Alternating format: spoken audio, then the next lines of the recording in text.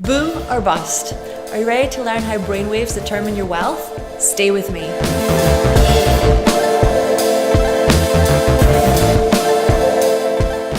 Hello, I'm HYPNOSIS, Director at PandoraStar, and today we're going to be discussing how different brainwave states support your wealth consciousness and your ability to create wealth inside your life.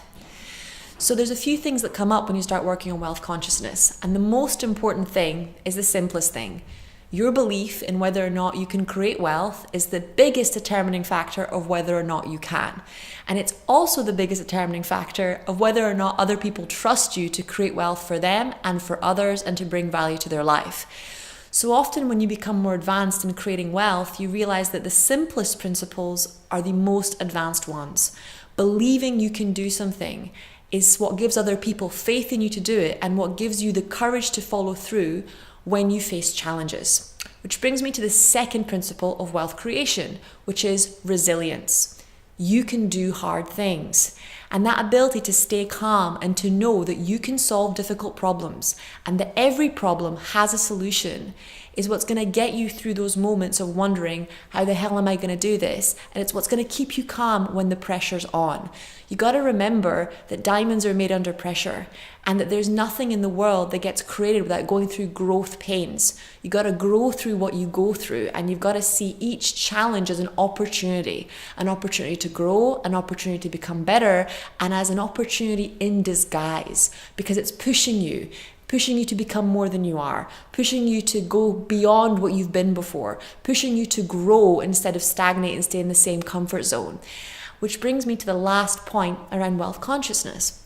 So this is what you've got to understand. When you're under pressure, you've got to be able to stay calm. Okay, you've got to be able to quiet your intellect, turn within, and ask what the next steps are for you to take. And when your brain is in beta frequencies, that's really hard to do because you're literally got one thought after another thought after another thought coming in really, really fast. And that's why when I work with theta healing, it's called theta healing, not beta healing, because beta is the real stress energy. So when they did research on beta, most of us, because we wake up with this really harsh alarm clock sound, we go from deep delta to beta because our brain is going through the stress of having to switch mental states so quickly. And then we stay in beta for most of the rest of the day because most of our jobs, our daily life doesn't involve much creativity. But the state of consciousness that it takes for you to get a day job done is not the state of consciousness that it takes for you to lead a company, especially your own company or your own business, from making a small amount of income to making a bigger amount of income. So when you're switching from beta to alpha or beta to theta, you really have to realize that quietening your intellect, turning within, stilling your mind allows you to switch from the state of consciousness which creates the stress and the inability to solve problems to a state of consciousness where the infinite field of quantum possibilities are then available to you and available to your business. And that's how you can develop the courage or channel the courage to basically do what needs to be done even when it's hard. And alpha and theta provide that base state for you to basically build on.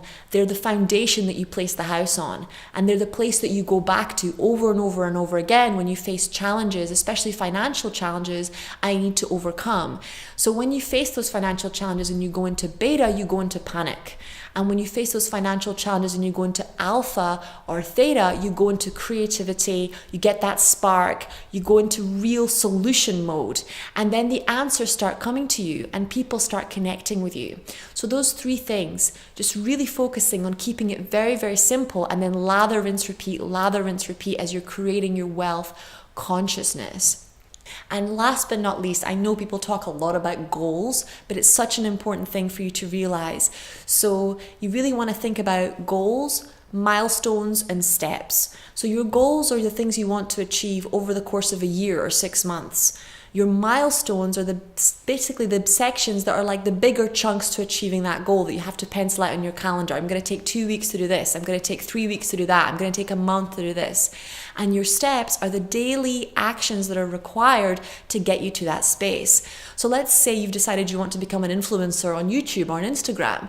You want to start off with making daily posts and connecting with people and responding to questions people have on your page. Those are your daily steps. Your milestones might be reaching, 1,000 followers or 10,000 followers. And your goals might be connecting with other influencers so that you can do joint venture launches, and really knowing how to target your campaigns, and really having 5 or 6 other people collaborating with you by the end of the year as an influencer so that you can build your brand. But really keep it really, really simple. Steps, milestones, goals, so that you know how you're progressing through and you don't feel this huge distance between where you are now and where you would like to be in a couple of weeks or a couple of months' time. And you also get this real sense of certainty from accountability. You know when you're moving in the direction of your goal of creating more wealth and more influence, and when you're not moving in that direction, so you can course correct like a GPS system. And that's what you really need to understand, is the power of regular, consistent action, and regularly, consistently training your mind, or entraining your mind to go into those creative states of consciousness when it comes to solving financial problems. So if you'd like to stick with me and find out how you can develop these states of consciousness and use light therapy for these states of consciousness, just click on the link above and I'll see you in the next video. Thanks for joining us. Don't forget to subscribe.